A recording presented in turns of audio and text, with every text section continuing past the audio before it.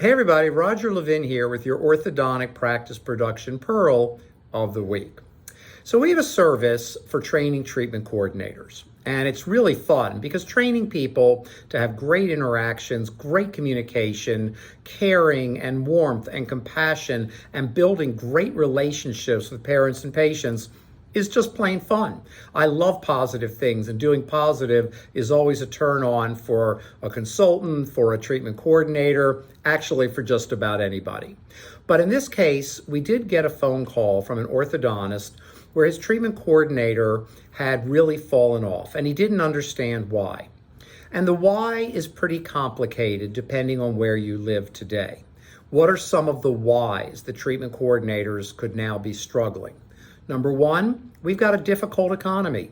And it's not a horrible economy. It's not the end of the world, but it's not the teens, the 2012 through 21, where interest rates were almost zero. People had no trouble borrowing money. People with money weren't worried about spending their money. Remember, in a challenging economic time, even people with money pull back because they get nervous. So, based on that, one possibility they fell back as a treatment coordinator is the economy. Another one, we've got national DSOs offering aligners now at under $2,000. And I think that orthodontics has underestimated the impact this is going to have over time. I'm not gloom and doom. I am here to help you. I'm 100% in your camp.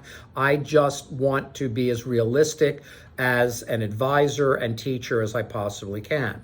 Number three, there are people who will forego orthodontics for some period of time if they're not comfortable yet spending money or paying the fee. Number four, there are people who can't come up with the down payment or even the monthly payment after a few months, and they're worried about that. We're seeing collections rise just a little bit in orthodontics. None of this is terrible, and none of this is meant to be scary. But treatment coordinators need to be brought up to 2023, 2024, 25, 26, based on what is happening out there. And the TCs are going to need to raise their percentage of closes and starts because you may not have as many referrals as in the past, or you may have as many or more referrals, but they may not be as what's called qualified referrals, people who intend to come in, and unless something goes wrong, they're going to accept treatment. We're seeing more shopping, we're seeing more advertising, we're seeing more competition.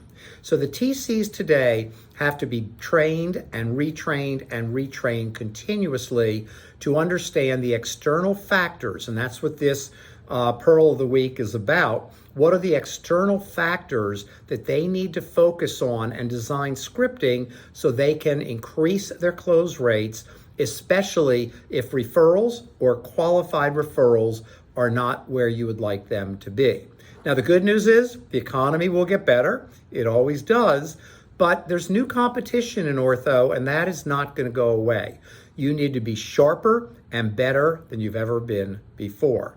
So training a TC is critical, and they need to know the steps, the systems, and the scripts. We build everything by scripting, 60 minutes, minute by minute, script by script, and you can do that as well. As always, I wish you increased practice production and referrals every year, and I'll see you next week.